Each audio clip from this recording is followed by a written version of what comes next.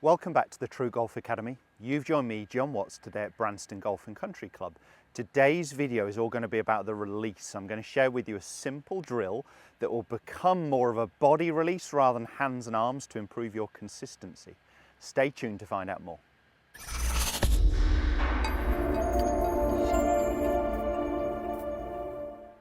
As mentioned, today's video is all going to be about the release. So we're talking about the part of the golf swing into impact and just post impact and how the club is responding through that area.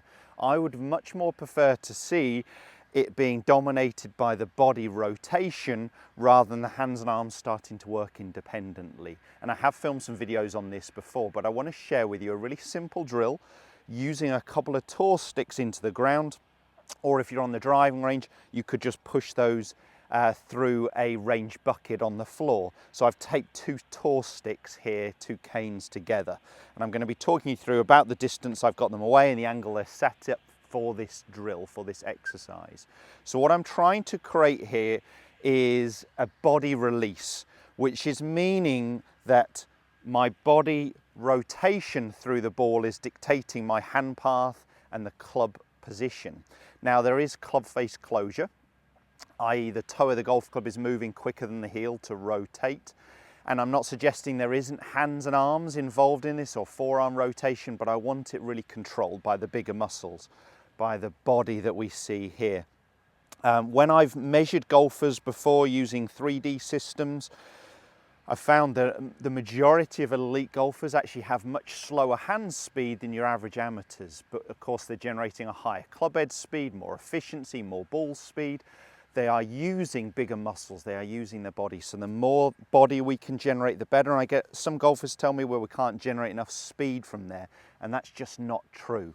We want to use our body to control, as I said, our hand path and the exit the club moves on for ultimate control and consistency rather than our hands and arms.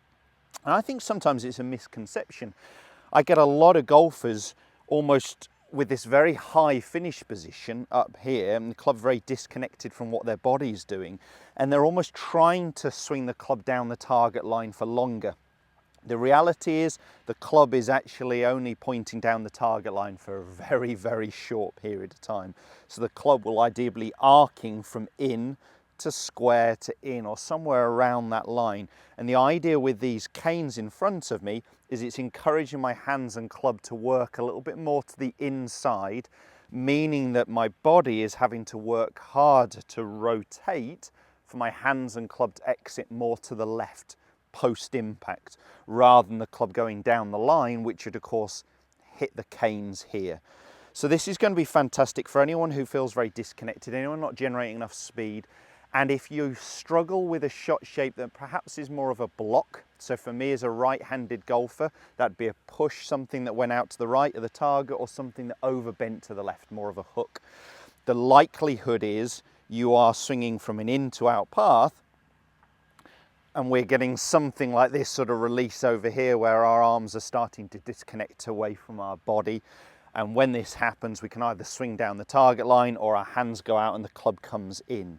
We really want to feel like my hands and club are moving more inwards post impact because of body rotation. And that's what this drill is going to do.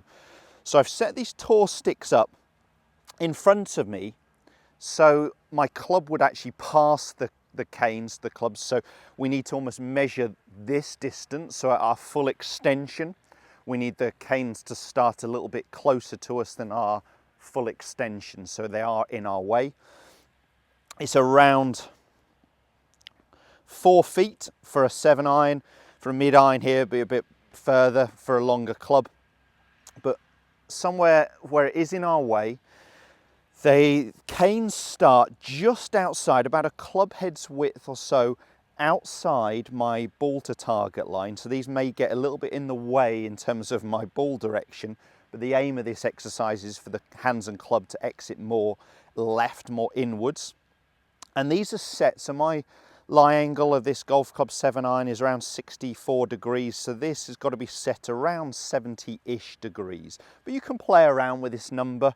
The lower I set these, so the more it was down here, the more it's encouraging me to work my hand path inwards through impact to stop this flip, if you like, this disconnection from my body to my hands. So I'm just going to go ahead and hit a couple, and this could work and be relevant with any golf club. I'm just using a mid-iron here. As I said, the only thing, and I haven't really tested it, it might be a little bit en route for my ball, but I'm not worried about that. It's my hands and club I'm trying to exit more to the left. So I've left a couple of alignment sticks on the ground just to help me with my target line. And I've just got enough room for that club to miss the canes if my body is rotating well through impact here, and a nice low finish position where it's very body dominated. Let's go ahead and hit one. I'm just going to go at a slower pace to start with, and then I'll do one a little bit more full speed.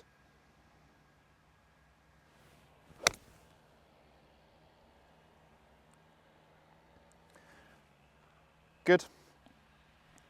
So my divot line is pointing just a fraction to the left of the target. Don't worry about that.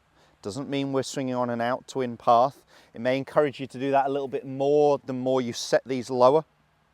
But remember, the divot should be occurring after impact, post impact, and therefore the club path should already be starting to go to the left. So don't expect the divots to be dead straight. A little left is absolutely fine. Obviously it's very different to a long way to the left. So do one now at a fuller pace. A little rehearsal move. And I've got enough room there, but it's really feeling like I'm having to work my body better to the left, which is a great drill for me personally. Let me hit one more.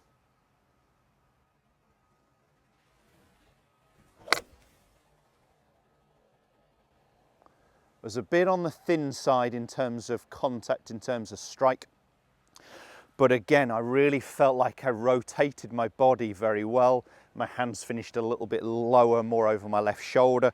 I'm definitely a little bit too high on the exit position. So this is a great exercise for me to really feel like I am rotating my lower body and my torso better and really connecting my arms to my body. I know if you can start to use more of a body release rather than a hands and arms throwaway, you're going to gain consistency over the direction, over the club face control and strike. Give it a go. Let me know how you get on with this drill. As I said, relatively easy to set up, couple of tour sticks, but I know it's going to help your game, whether it's at home, whether it's on the grass practice area or the driving range. Post some comments and questions below. Let me know how you got on with that. If you did enjoy the content of the video, make sure you hit us up with a thumbs up and do subscribe to the channel as well. It is for free and at least 2 videos a week. Thanks guys, we'll see you soon.